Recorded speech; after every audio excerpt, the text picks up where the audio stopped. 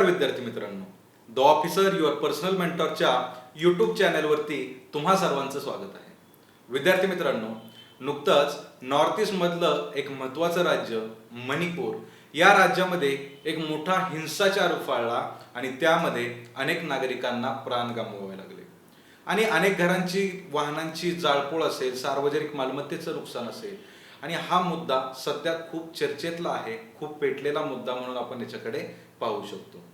आपला जो hashtag polity आहे, या हॅशटॅग पॉलिटी अंतर्गत आपण हा जो मणिपूरचा हिंसाचार आहे, या मणिपूरच्या हिंसाचाराचं संपूर्ण विश्लेषण पाहणार आहोत. नुकतंच आपलं हॅशटॅग सोशिओलॉजी जो उपक्रम आहे, या हॅशटॅग सोशिओलॉजीच्या अंतर्गत आपण मणिपूर हिंसाचाराचे जे सोशल पर्स्पेक्टिव्ह आहेत किंवा त्यातले वांशिक काय जे एथनिक मुद्दे आहेत ते मुद्दे सुद्धा आपण त्याच्यामध्ये अभ्यासलेले आहेत. आज आपण मणिपूरचा हिंसाचार हा मुद्दा अभ्यासत असताना या मणिपूर जे काय राज्य आहे आणि तिथला जो काय हिंसाचार झालेला आहे त्याची जी काय कारणं आहेत, तिथली जी काय एकूण परिस्थिती आहे, या सर्वांचा आपला GS2चा जो पेपर आहे, त्याचबरोबर आपला पॉलिटिकल सायन्सचा जो ऑप्शनल पेपर आहे, या दृष्टिकोनातून हा संपूर्ण मुद्दा आज आपण अभ्यासणार आहोत, कव्हर करणार आहोत. आता सुरुवातीलाच हा मणिपूर हिंसाचाराचा जो मुद्दा आहे, हा मुद्दा अभ्यासत असताना नक्की आज आपण कोणकोणत्या गोष्टींची चर्चा या मुद्द्यामध्ये करणार आहोत. तर सुरुवातीलाच याची जी काय पार्श्वभूमी आहे की हा जो हिंसाचार उफाळलेला आहे याची नक्की पार्श्वभूमी काय आहे किंवा आजचा विषय आपण का चर्चा करत आहोत या संबंधीची पार्श्वभूमी पाहणार आहोत. याच्यानंतर मैतेई समुदाय जो आहे, ज्याचा ST मध्ये समावेश करण्यासाठीचा जो काय मुद्दा आहे आणि त्यावरूनच हा सगळा हिंसाचार पुढे गेलेला दिसतो. आणि मग ST म्हणजे अनुसूचित जमातीमध्ये समावेशासाठी मैतेई समुदायाचा काय युक्तिवाद आहे की समावेश करावा या संदर्भातला युक्तिवाद. तर आदिवासी समुदाय जे आहेत त्यांनी या युक्तिवादाला विरोधी बाबी ज्या काय दर्शवलेल्या आहेत ते पर्स्पेक्टिव्ह काय आहे ते आपण या व्हिडिओमध्ये पाहणार आहोत.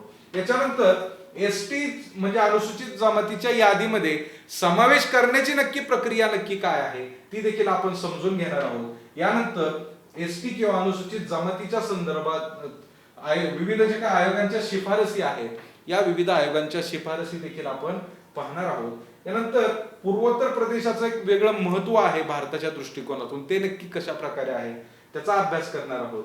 यासोबत ही जी काय बंडखोरी होते नॉर्थ ईस्ट मध्ये वेळोवेळी जे काय हिंसाचार उफाळतात, हे मणिपूरचंच उदाहरण नाहीये, तर अगदी नागालँड असेल, अरुणाचल असेल, खालची जी काही नॉर्थ ईस्टची जी राज्य आहेत या राज्यांमध्ये ही इन्सर्जन्सी, हा हिंसाचार आपल्याला वेळोवेळी दिसून येतो. तर याची काही कारणं आहेत आणि त्याला आळा घालण्यासाठी काय पावलं, काय उपाययोजना आपल्याला करता येतील हे देखील आपण पाहणार आहोत. आणि शेवटी याच्यावरती मेन्स पर्स्पेक्टिव्हने GS2 मध्ये कशा प्रकारचे प्रश्न विचारले जाऊ शकतात, कशा प्रकारची आपली तयारी पाहिजे त्या प्रश्नांना सामोरे जाण्यासाठी, यावरचे देखील प्रश्न आपण पाहणार आहोत. आणि संपूर्णपणे हा मणिपूर हिंसाचाराचा मुद्दा आजच्या आपल्या हॅशटॅग पॉलिटी अंतर्गत आपण या वेगवेगळ्या अँगलने अभ्यासणार आहोत. चला तर मग सुरुवात करूया. सुरुवातीलाच हा मुद्दा नक्की चर्चेत का आहे, मणिपूर हिंसाचाराचा मुद्दा सध्या चर्चेत का आहे किंवा मणिपूरमध्ये हिंसाचार नक्की झाला का याचा एक आढावा आपण घेऊयात. तर याच्यामध्ये जे काय मणिपूर उच्च न्यायालय आहे, या मणिपूर उच्च न्यायालयाने बिगर आदिवासी समुदाय आहे, तिथला जो मैतेई समुदाय हा बिगर आदिवासी समुदाय आहे आणि इतर समुदाय जे आहेत हे आदिवासी समुदाय आहेत. आणि मग हा बिगर आदिवासी मैतेई समुदाय आहे याला अनुसूचित जमाती म्हणजे STचा दर्जा देण्याची जी काही एक जुनी मागणी आहे, या मागणीच्या जो काही शिफारसी आहेत त्याच्या शिफारसींचा पाठपुरावा करावा आणि योग्य तो डिसिजन राज्य सरकारने याच्या संदर्भात साधारणतः 4 आठवड्यांमध्ये घ्यावा, असा एक डिसिजन या इथल्या मणिपूर उच्च न्यायालयाने घेतला आणि त्या डिसिजनमुळे इथं मणिपूरमध्ये संघर्ष झाल्याचा आपल्याला दिसून येतो. आता हा संघर्ष होत असताना हा जो काही डिसिजन आला हायकोर्टचा, या डिसिजनच्या अगेन्स्ट मध्ये All Tribal Student Union Manipur ही जी काय संघटना आहे यांनी काय केलं तर आदिवासी एकता रॅली आयोजित केली आणि जवळपास मणिपूर मधल्या 10 जिल्ह्यांमध्ये या आंदोलनाची सुरुवात झाली किंवा या मोर्चाची सुरुवात झाली आणि यातूनच मोठ्या प्रमाणामध्ये हिंसाचार झाला, जाळपोळ झाली आणि घरं जाळली गेली, सरकारी कार्यालय असतील किंवा इतर ज्या काही गोष्टी आहेत, सार्वजनिक मालमत्तेचं नुकसान झालं, वाहनांची जाळपोळ झाली आणि संपूर्ण मणिपूरमध्ये एक हिंसाचाराची परिस्थिती याच्यामध्ये निर्माण झाली. ही एक पार्श्वभूमी आहे की हा मणिपूरचा हिंसाचार नक्की कशामुळे उफाळला, कशामुळे मणिपूरमध्ये हिंसाचार झाला. याच्यानंतर हा एक मणिपूरचा मॅप आपल्याला दिसून येतो. आता या मॅप मध्ये इथं मणिपूरची जी काय राजधानी आहे इम्फाळ, या मणिपूरची राजधानी इम्फाळ आपण पाहू शकतो. या मणिपूरचा जो मॅप आहे, या मॅपला जर आपण व्यवस्थितरित्या पाहिलं तर हा मॅप किंवा मणिपूर हे राज्य एका फुटबॉलच्या स्टेडियम प्रमाणे आपल्याला दिसून येतं. फुटबॉलच्या स्टेडियम प्रमाणे का, तर हा जो इम्फाळचा पार्ट आहे हा फक्त मैदानी सपाट प्रदेश आपल्याला दिसून येतो आणि या इम्फाळच्या भोवताली जेवढे काही जिल्हे आहेत हा संपूर्ण डोंगराळ प्रदेश आहे, पर्वतमय प्रदेश आहे आणि तो फुटबॉलचं जे स्टेडियम असतं, मध्ये स्टेडियम आणि साईडला प्रेक्षक जशा प्रमाणे बसतात तशा पद्धतीचं एक स्ट्रक्चर या मणिपूर स्टेटचं आहे. आणि मग या इम्फाळमध्ये मुख्यत्वे मैतेई समुदाय आढळून येतो आणि जो काय डोंगराळ भाग आहे त्यामध्ये प्रामुख्याने आदिवासी प्रदेश आहे. मग तिथले जे काय नागा आहेत, कुका आहेत आणि त्यातल्या वेगवेगळ्या आदिवासी जनजाती आहेत, या सर्वांचा समावेश या वेगवेगळ्या डोंगराळ प्रदेशामध्ये त्यांचा वावर आपल्याला दिसून येतो. आणि मुख्यतः हा जो मैदानी प्रदेश आहे जो उद्योगधंद्याला, शेतीला, इतर डेव्हलपमेंटसाठी पूरक आहे, इथं मैतेई समुदायाचं वर्चस्व आपल्याला दिसून येतं. आणि डोंगराळ प्रदेशात मात्र संपूर्ण जो काय आदिवासी समुदाय आहे हा आदिवासी समुदाय आपल्याला दिसून येतो. हा एक पॉलिटिकल मॅप हा या मणिपूरचा समजून घेणं गरजेचं आहे की जेणेकरून याची एक भौगोलिक पार्श्वभूमी आपल्या लक्षात येऊन जाईल. याच्यानंतर या राज्याची एक पार्श्वभूमी आहे, एक पॉलिटिकल पार्श्वभूमी मणिपूरची, ती थोडक्यात समजून घेऊया. की स्वातंत्र्यापूर्वी मणिपूर हे एक स्वायत्त राज्य होतं आणि हे राज्य ब्रिटिशांच्या वसाहतीच्या आधिपत्याखाली होतं आणि यांचे जे महाराजा आहे, महाराजा बोधचंद्र सिंह हे राज्याचे शासक होते. 1947 पूर्वी ब्रिटिश वसाहतीचा पार्ट होतं आणि हे महाराजा बोधचंद्र सिंह हे देखील मैतेई समुदायाचे होते. इथं जो बहुसंख्य समुदाय आहे तो मैतेई समुदाय आहे आणि या मैतेई समुदायाला एसटी मध्ये किंवा अनुसूचित जमातीमध्ये रिझर्वेशन भेटावं या दृष्टिकोनातला मुद्दा इथं चर्चेला आला आणि त्यातूनच हा सगळा हिंसाचार जो आहे तो हिंसाचार पेटलेला दिसून येतो. आणि मग हे महाराजा बोधचंद्र सिंह जे आहेत हे देखील मैतेई समुदायाचेच होते. आणि मग या मणिपूर स्वातंत्र्यानंतर भारतामध्ये त्याचं विलिनीकरण झालं.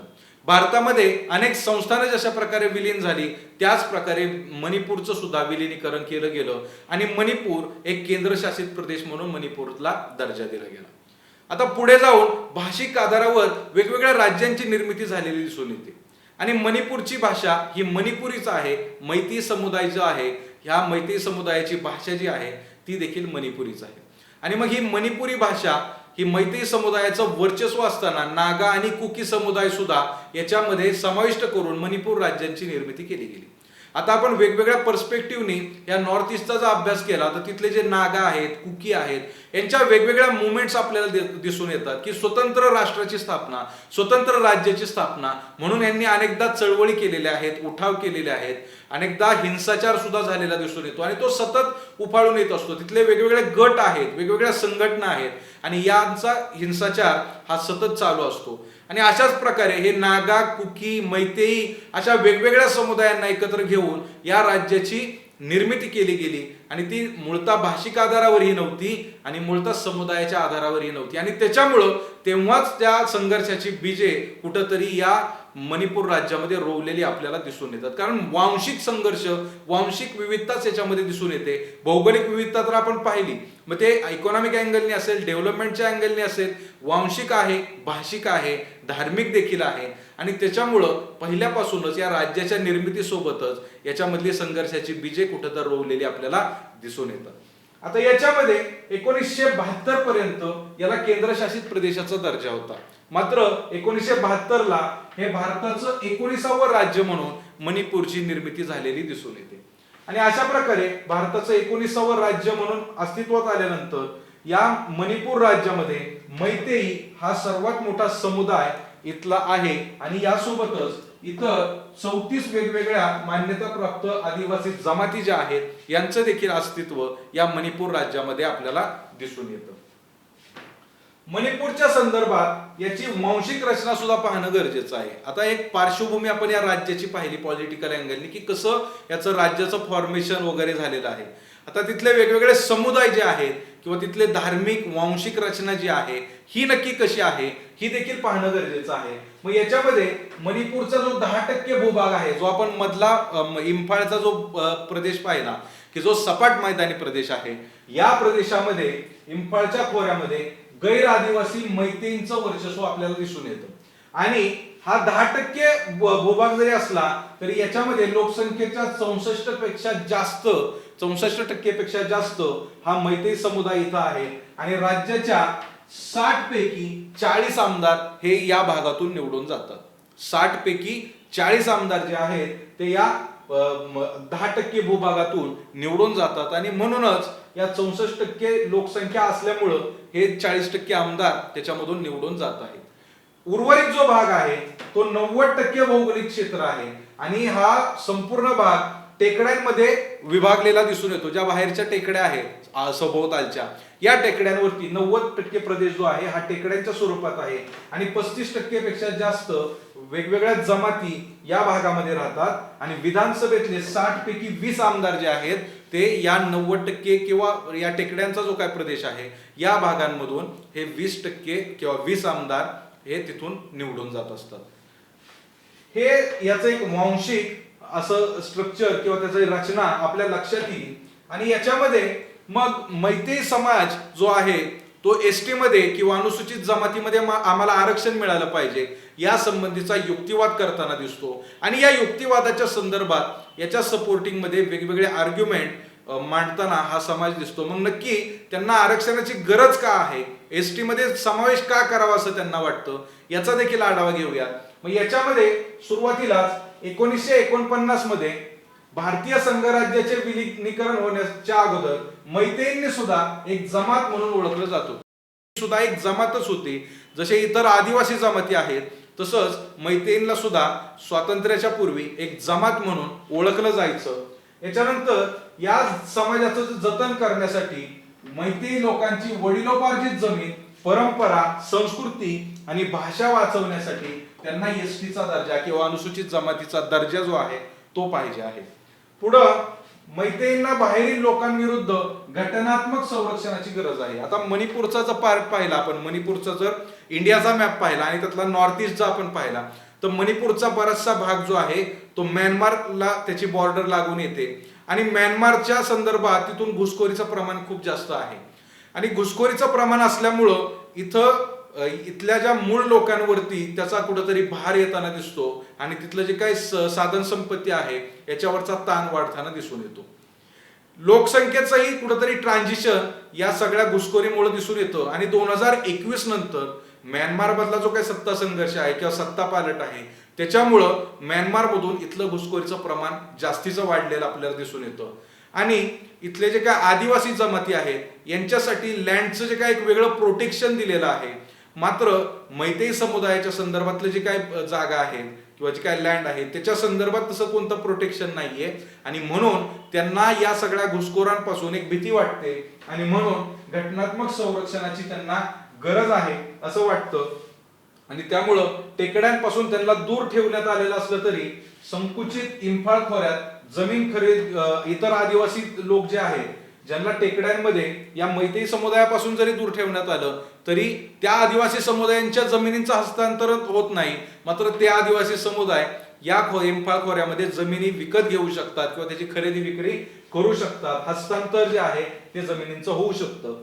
याच्यानंतर मैतेई हे त्यांच्याच वडिलोपार्जित जमिनीत हळूहळू उपेक्षित होत आहेत की काय अशा संदर्भातली परिस्थिती, घुसखोर असतील किंवा इतर ज्या काही गोष्टी आहेत त्याच्यामुळे निर्माण झालेल्या आहेत. आणि त्यांना या गोष्टीची कुठेतरी भीती वाटताना दिसत आहे. याच्यानंतर त्यांचा एक आर्ग्युमेंट असं देखील आहे की 1951 मध्ये मणिपूरच्या एकूण लोकसंख्येच्या 59% लोकसंख्या ही मैतेईंची होती. कधी? 1951 मध्ये. मात्र 2011च्या जे काय सेन्सस झालं, 2011च्या जनगणनेनुसार ती लोकसंख्या 44% इतकी कमी झालेली दिसून येते. लोकसंख्येचा एकूण राज्याची लोकसंख्या आहे त्या प्रमाणात 59% वरून 44% इतकं प्रमाण त्याचं कमी झालेलं दिसून येतं. पुढं मणिपूरमध्ये सरकार सर्वात मोठं नियुक्त आहे आणि नोकऱ्यांमध्ये एसटी साठी आरक्षण हा एक अन्यायकारक असा फायदा त्यांना वाटतो की एसटीचं जे काय आरक्षण आहे तो एक अन्यायकारक फायदा आदिवासी जनजमातींना भेटतो असं त्यांना वाटतं. कारण जर हा प्रदेश आपण पाहिला तर याच्यामध्ये डेव्हलपमेंटला खूप कमी वाव आहे. कारण संपूर्णतः टेकड्यांचा प्रदेश आहे, तिथं डेव्हलपमेंट जास्त प्रमाणात होऊ शकत नाही आणि त्याच्यामुळे रोजगाराच्या संधी लिमिटेड आहेत. आणि मग रोजगाराच्या जास्तीच्या ज्या संधी आहेत त्या कुठेतरी सरकारी नोकऱ्यांमधून प्राप्त होतात. आणि म्हणून या सरकारी नोकऱ्या मिळवण्यासाठी इतर आदिवासी समुदायांना खूप मोठा वाव आहे आणि त्या बाबतीत या मैतेई समुदायावरती कुठेतरी अन्याय होतो. आणि मैतेई समुदायाला सुद्धा या नोकऱ्यांमध्ये त्याच प्रमाणात वाटा मिळाला पाहिजे, त्याच प्रमाणात संधी मिळाली पाहिजे. आणि म्हणून या समुदायाला एसटी मधलं किंवा अनुसूचित जमातीमधलं आरक्षण द्यावं अशी या समाजाची एक भावना आहे. आता हा या समुदायाचा एक स्टान्स झाला किंवा त्याचं मत झालं की आम्हाला एसटी मध्ये का आरक्षण गरजेचं आहे या संबंधीचा त्यांचा युक्तिवाद झाला. मात्र इतर जे काय आदिवासी समुदाय आहेत जे स्वतः एसटी मध्ये आहेत, अनुसूचित जमातीचं आरक्षण ते घेतात, या समुदायाचा मात्र या मैतेई समुदायाचा अनुसूचित जमातीमध्ये समावेश करण्याला पहिल्यापासून विरोध आहे. या समुदायाचा मैतेई समुदायाला विरोध असण्यामागची काही कारणं आहेत. ती कोणती कारणं आहेत त्याचा एक आढावा घेऊया. याच्यामध्ये मैतेई समुदाय जो आहे तो लोकसंख्याशास्त्रीय दृष्ट्या आणि राजकीय दृष्ट्या फायदेशीर आहे. म्हणजे राजकीय पॉलिटिकल पर्सेंटेज जर पाहिलं त्यांचं, जर 60 पैकी 40 आमदार त्यांच्या भागातले निवडून येतात, लोकसंख्या ही त्यांची जवळपास 60% आसपास आहे आणि म्हणून त्यांना त्याचा फायदा तर भेटतोच, यासोबत ते अधिक शैक्षणिक दृष्ट्या प्रगत देखील आहेत. इतर समुदायांच्या तुलनेत हा समुदाय जो आहे मैतेई समाज हा अधिक प्रगत, शैक्षणिक दृष्ट्या प्रगत असल्याचं दिसून येतो. याच्यानंतर एसटी दर्जा मिळाल्यास नोकऱ्यांच्या संधी ज्या आहेत, इतर आदिवासी समुदायांना ज्या काही नोकऱ्या मिळत आहेत, हा समुदाय आधीच शैक्षणिक दृष्ट्या प्रगत आहे आणि त्याच्यामुळं जर एसटी मध्ये यांचा समावेश केला तर आदिवासी समुदायाला जी काही संधी मिळते त्या आरक्षणाच्या दृष्टिकोनातून ही संधी कुठेतरी हिरावली जाईल आणि त्याच्यामुळं यांना मिळणाऱ्या ज्या काही संधी आहेत या संधी नष्ट होतील असं आदिवासी समुदायाला वाटतं. याच्यानंतर टेकड्यांमध्ये जमीन संपादित करण्याची आणि आदिवासींना बाहेर काढण्याची परवानगी जी आहे ती कुठेतरी मिळून जाईल, कारण सर्वांनाच एसटीचं आरक्षण आता मग लागू होईल आणि त्याच्यामुळं जो काय आदिवासी समुदायाचं टेकड्यांमधल्या ज्या काही त्यांच्या जमिनी आहेत त्यांच्यासाठीचं जे काय प्रोटेक्शन आहे, आदिवासी समुदायापुरतं जे काय मर्यादित आहे यांच्यामध्ये हस्तक्षेप वाढेल आणि त्यांच्यापासून त्यांच्या जमिनी कुठेतरी हिरावून घेतल्या जातील अशी देखील भीती आदिवासी समुदायाला वाटते. मैतेई लोकांची भाषा जी आहे ती संविधानाच्या 8व्या अनुसूचीमध्ये समाविष्ट आहे. म्हणजे मणिपुरी ही जी भाषा आहे, मणिपुरी भाषा, या मणिपुरी भाषेचं समावेश जो आहे तो संविधानाच्या 8व्या अनुसूचीमध्ये केला गेलेला आहे आणि त्याच्यामुळं त्यांना जे वाटतं की आम्हाला एक सांस्कृतिक संरक्षण गरजेचं आहे, भाषिक आधारावरचं संरक्षण गरजेचं आहे, आमचं संस्कृती याचं जतन होणं गरजेचं आहे आणि ते ऑलरेडी 8व्या अनुसूचीमध्ये टाकलेलं आहे त्यांच्या भाषेचं रक्षण करण्यासाठी, जतन करण्यासाठी. त्याच्यामुळं त्याचा मुद्दा काय इथं येत नाही असं आदिवासी समुदायांना याच्या संदर्भात वाटतं. याच्यानंतर मैतेई समुदायामध्ये असणारे विविध उपघटक आहेत, उपसमुदाय आहेत, यांच्यामध्ये ऑलरेडी एससी, ओबीसी आणि ईडब्ल्यूएस शी संबंधित आरक्षणाचा लाभ हे समुदाय घेत आहेत. याचे मैतेई समुदायाचे जे काही विविध भाग आहेत, विविध गट आहेत, तर हे एससी, ओबीसी आणि ईडब्ल्यूएस याच्या संदर्भातलं आरक्षण त्यांना ऑलरेडी मिळत आहे आणि त्याच्यामुळं एसटीचं आरक्षणच केवळ त्यांची प्रगती करू शकतं किंवा प्रगतीची द्वारा त्यांना खुली करू शकतं. हा जो युक्तिवाद आहे हा युक्तिवाद कुठेतरी चुकीचा असल्याचं आदिवासी समुदायाचं म्हणणं याच्यामध्ये आहे. पुढं कुकी आणि नागा यांनी नमूद केलं की आदिवासी क्षेत्र हे राज्याच्या भौगोलिक क्षेत्राच्या 90% आहे. राज्याचं जे काय भौगोलिक क्षेत्र आहे एकूण त्याच्यामध्ये आदिवासी क्षेत्र बघितलं ते 90% आहे. जो काय मैदानी प्रदेश आहे तो केवळ 10% आहे. आणि असं असलं तरी विकास कामांचा मोठा भाग जो आहे तो मैतेई बहुल इम्फाळ खोऱ्यावर केंद्रित आहे. म्हणजे जो काय डेव्हलपमेंटची कामं जी जास्त होतात, जो काय विकास आहे या राज्याचा तो सर्वात जास्त कुठं होतो, जिथं 10% क्षेत्र आहे राज्याचं, या क्षेत्रामध्ये जास्त डेव्हलपमेंट होताना दिसून येते आणि त्याच्यामुळं आदिवासी समुदायावरती कुठेतरी अन्याय होतो. आणि इकडे डेव्हलपमेंट आहे, विकासाच्या संधी आहेत, तरी सुद्धा यांना जर एसटी मधलं आरक्षण पाहिजे आहे तर मग आमचे जे हक्क आहेत, आमच्या ज्या संधी आहेत त्या उरल्या सुरल्या संधी सुद्धा हिरावून घेतल्या जातील आणि आमच्या ज्या काही जमिनी आहेत त्यांच्यामध्ये सुद्धा कुठेतरी हस्तक्षेप वाढेल असं या आदिवासी समुदायाचं म्हणणं याच्या संदर्भात आहे। याच्यानंतर ही काय अनुसूचित जमातीची यादी आहे, एसटी ची यादी, याच्यामध्ये एखाद्या समुदायाचा जर समावेश करायचा झाला तर त्यासाठीची राजकीय प्रोसेस किंवा त्यासाठीची एक घटनात्मक प्रक्रिया आहे ती नक्की कशी आहे ही प्रक्रिया देखील समजून घेणं गरजेचं आहे। कारण बऱ्याच राज्यांमध्ये विविध असे समुदाय आहेत की ज्यांना एसटी मध्ये आरक्षण हवं आहे। आपल्याकडचाच विचार केला की धनगर समाजातले काही सेक्शन आहेत की ज्यांना एसटी मध्ये आरक्षण मिळावं अशी मागणी महाराष्ट्रामध्ये सुद्धा काही मागच्या काही दिवसांपासून वर्षामध्ये होताना दिसत आहे। आणि मग या एसटी समुदायामध्ये समावेश करण्यासाठी नक्की काय प्रोसिजर आहे ही देखील आपल्याला माहित असणं गरजेचं आहे, ती समजून घेणं गरजेचं आहे। मग ही घटनात्मक प्रक्रिया नक्की कशी आहे तर ही एखाद्या समुदायाचा अनुसूचित जमातीमध्ये समावेश करण्यासंदर्भातली शिफारस राज्य सरकारने सुरुवातीला करणं गरजेचं असतं। ही राज्य सरकारने या जमातीचा समावेश करण्यासाठीची शिफारस ही करावी लागते आणि राज्य सरकारच्या शिफारशीनंतर आदिवासी व्यवहार मंत्रालय जे आहे हे आदिवासी व्यवहार मंत्रालय या शिफारसीचं पुनरावलोकन करतो आणि गृह मंत्रालयाच्या अंतर्गत भारताच्या रजिस्ट्रार जनरल कडे ही शिफारस मंजुरीसाठी ते पाठवत असतं। आता ही शिफारस पाठवल्यानंतर राष्ट्रीय अनुसूचित जमाती आयोग जो आहे या आयोगाकडे ही शिफारस पाठवली जाते आणि अंतिम निर्णयासाठी मंत्रिमंडळाकडे पाठवलं जातं की अनुसूचित जमाती आयोग त्याच्यावरती विचार विनिमय करतो, त्या सगळ्या समुदायाचा जी काही पार्श्वभूमी आहे याचा अभ्यास केला जातो आणि त्याच्याकडून अंतिम निर्णयासाठी ते मंत्रिमंडळाकडे पाठवलं जातं। आता मंत्रिमंडळाकडे ही शिफारस गेली किंवा या संदर्भातला ठराव गेला तर मंत्रिमंडळ काय करतं, त्याला अंतिम रूप दिल्यानंतर ते संविधानाच्या अनुसूचित जाती आदेश 1950 आणि अनुसूचित जमाती आदेश 1950 जे आहेत या संदर्भामध्ये त्याच्यामध्ये घटना दुरुस्ती करणं गरजेचं आहे। आणि मग ही सुधारणा करण्यासाठी संसदेमध्ये त्या संदर्भातलं विधेयक सादर करावं लागतं। ही सुधारणा करण्यासाठी किंवा त्या समुदायाचा अनुसूचित जमातीमध्ये समावेश करण्यासाठी त्या संबंधीचं विधेयक संसदेमध्ये सादर करावं लागतं। संसदेमध्ये त्या विधेयकाची जी काय मंजुरी आहे त्या संदर्भातली संपूर्ण प्रोसिजर पूर्ण व्हावी लागते, त्याला मंजुरी द्यावी लागते आणि मग हे घटना दुरुस्ती विधेयक लोकसभा आणि राज्यसभा या दोन्ही सभागृहांमध्ये स्वतंत्रपणे मंजूर होणं गरजेचं आहे। कारण हा जो ऍक्ट आहे अनुसूचित जाती आदेश 1950 आणि अनुसूचित जमाती आदेश 1950 याच्यामध्ये घटना दुरुस्ती करणं गरजेचं होतं आणि त्याच्यामुळं लोकसभा आणि राज्यसभेने दोघांनी हे विधेयक पास करून राष्ट्रपती कार्यालयाकडे पाठवावं लागतं आणि घटनेच्या कलम 341 आणि 342 च्या अंतर्गत राष्ट्रपती याच्यावरती अंतिम निर्णय घेतात आणि त्यानुसार एखाद्या समुदायाचा समावेश हा अनुसूचित जमातीमध्ये केला जाऊ शकतो।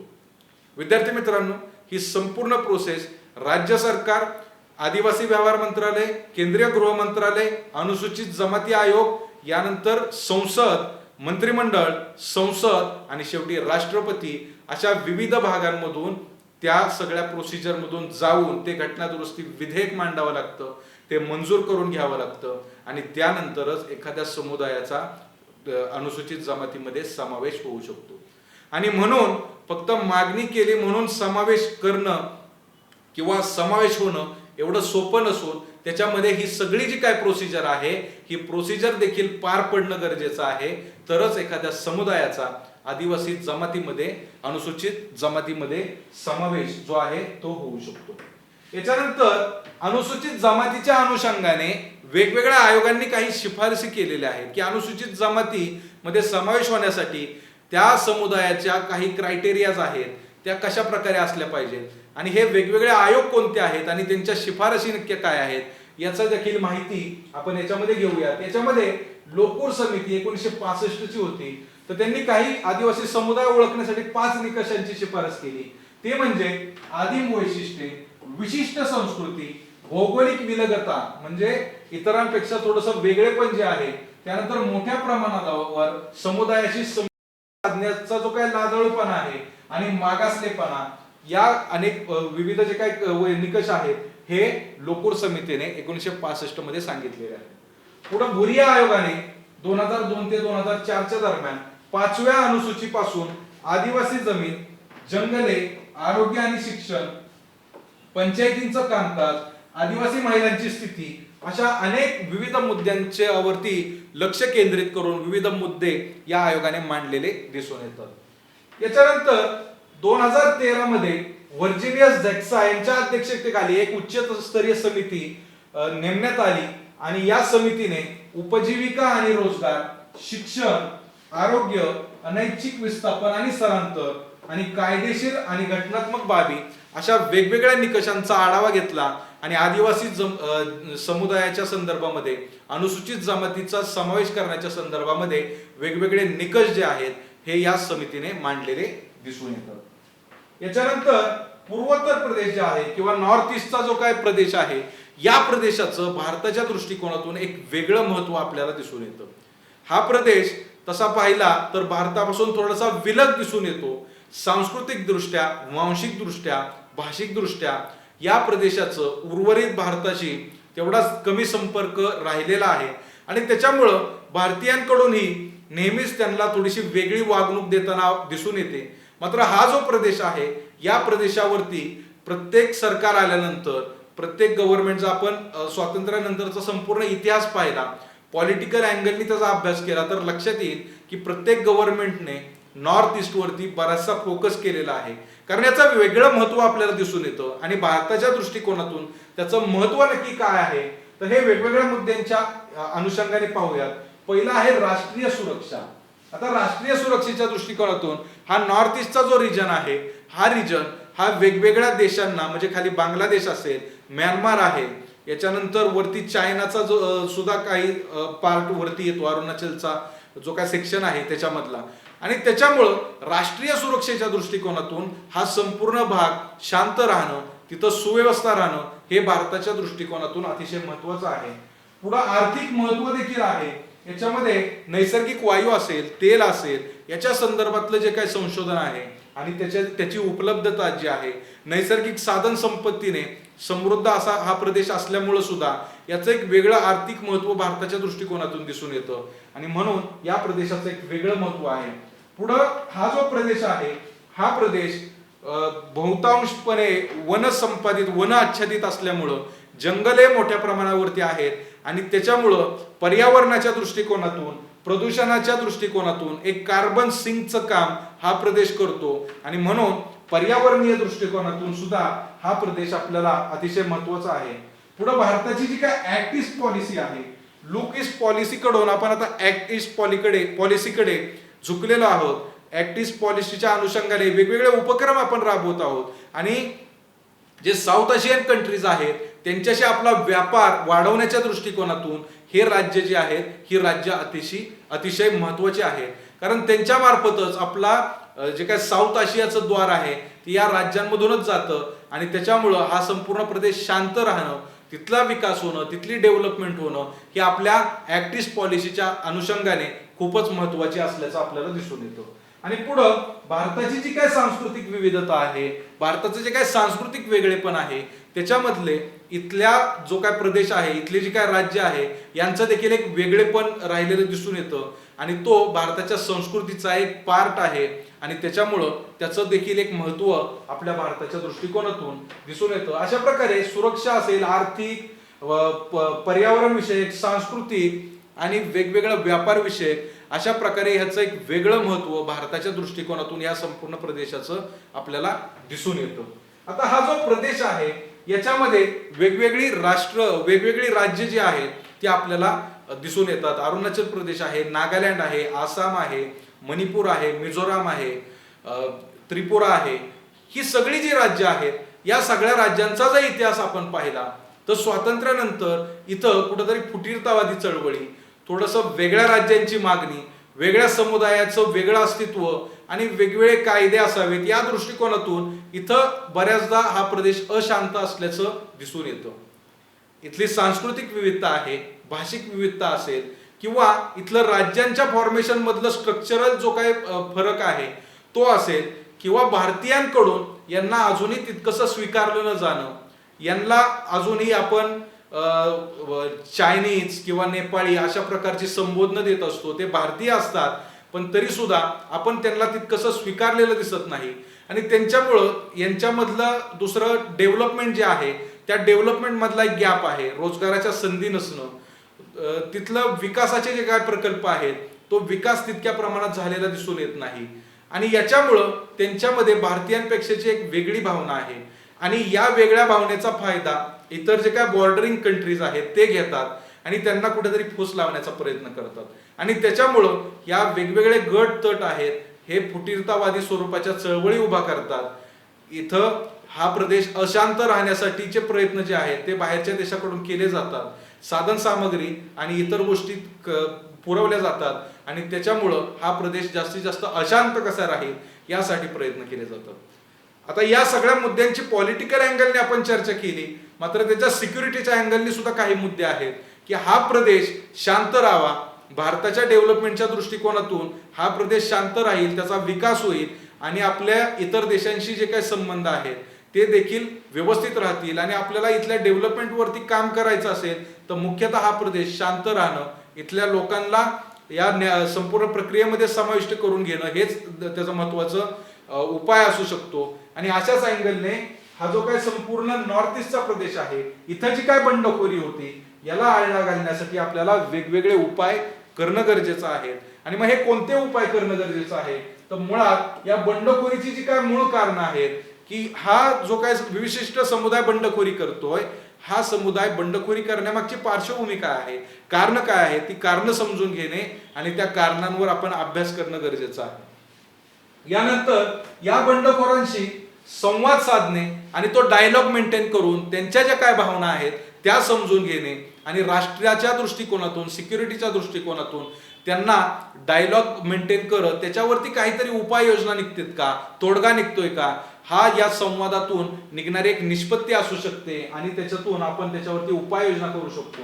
गुप्तचर संस्था आणि सुरक्षा यंत्रणा यांच्या मार्फत ऑपरेशन मजबूत करणे आणि असे जे काय उठाव होतात या उठावांची पूर्वकल्पना येऊन ते होण्याआधीच त्यांच्यावरती उपाययोजना आपल्याला करता येतील. याच्यानंतर लोकांच्या सहभागाला प्रोत्साहन देणं, लोकांना अधिकाधिक या जे काही पॉलिसी मेकिंग आहे, डिसिजन मेकिंग आहे याच्यामध्ये त्यांचा अधिकाधिक सहभाग वाढवणं आणि सहभाग वाढवूनच आपण त्यांना एक आपलेपणाची भावना निर्माण करू शकतो. आणि आपल्यालाही त्यांची तितकीच काळजी आहे, राष्ट्राचे नागरिक म्हणून त्यांची डेव्हलपमेंट, त्यांचा विकास देखील आपल्याला तेवढाच महत्वाचा आहे.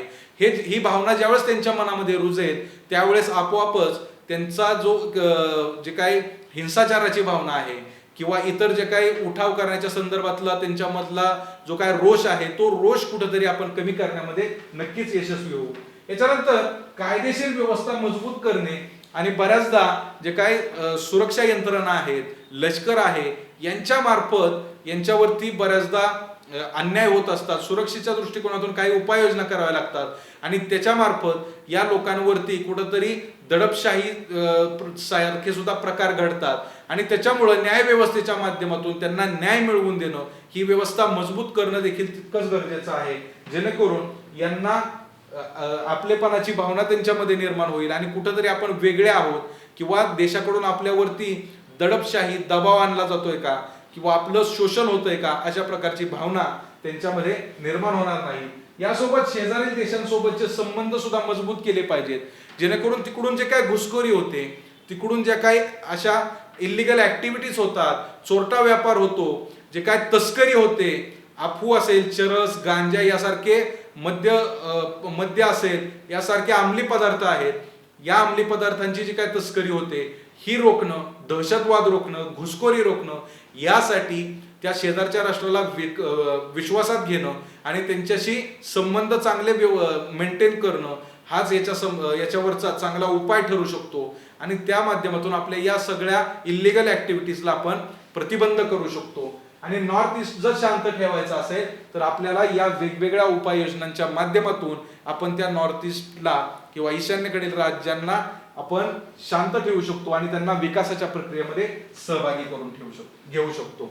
याच्यानंतर हा मणिपूर हिंसाचाराचा जो मुद्दा आपण संपूर्णपणे आज अभ्यासला, याच्यावरती एक्सपेक्टेड क्वेश्चन कशा प्रकारचे येऊ शकतात आपल्या मेन्सच्या दृष्टिकोनातून आपण वेगवेगळ्या अँगलने याच्यावरती प्रश्न पाहूया की कशा प्रकारे प्रश्न याच्यावरती येऊ शकतात. तर सुरुवातीचाच प्रश्न आहे की मैतेई आणि आदिवासी यांच्यातील संघर्षामुळे अलीकडे मणिपूरमध्ये हिंसाचार आणि अशांतता निर्माण झालेली आहे. हा संघर्ष शांततेने आणि लोकशाही मार्गाने कसा सोडवता येईल.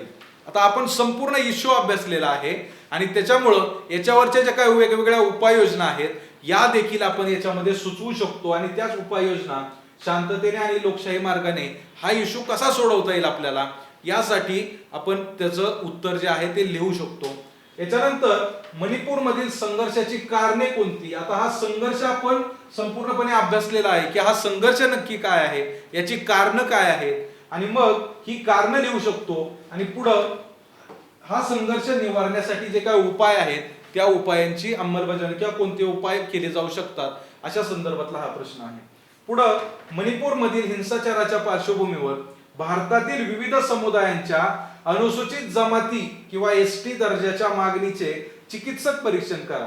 म्हणजे वेगवेगळ्या समुदायांची जी काय मागणी आहे की आमचा समावेश अनुसूचित जमातीमध्ये करण्यात यावा आणि या समावेशासाठी वेगवेगळी आंदोलनं होतात, वेगवेगळ्या विविध सरकारांवर दबाव आणला जातो आणि या मागणीचं चिकित्सक परीक्षण आपण संपूर्ण देशाच्या संदर्भात करू शकतो की मुळात ही मागणी का उपस्थित होत आहे आणि ही मागणी न्याय्य आहे की अन्याय्य आहे. मग त्या समुदायाच्या संदर्भात वेगवेगळ्या पर्स्पेक्टिव्हनी आपण हा प्रश्न जो आहे त्याचं उत्तर लिहू शकतो किंवा हा प्रश्न सॉल्व्ह करू शकतो. अशा प्रकारे विद्यार्थी मित्रांनो हे संभाव्य प्रश्न देखील आपण आज पाहिले आणि मणिपूरचा जो काही हिंसाचार आज आपण अभ्यासलेला आहे, मणिपूरमध्ये जो काही हिंसाचार झाला त्या पार्श्वभूमीवर GS2च्या संदर्भात किंवा पॉलिटीच्या अँगलने आपण हा संपूर्ण जो काही मुद्दा आहे तो अभ्यासलेला आहे.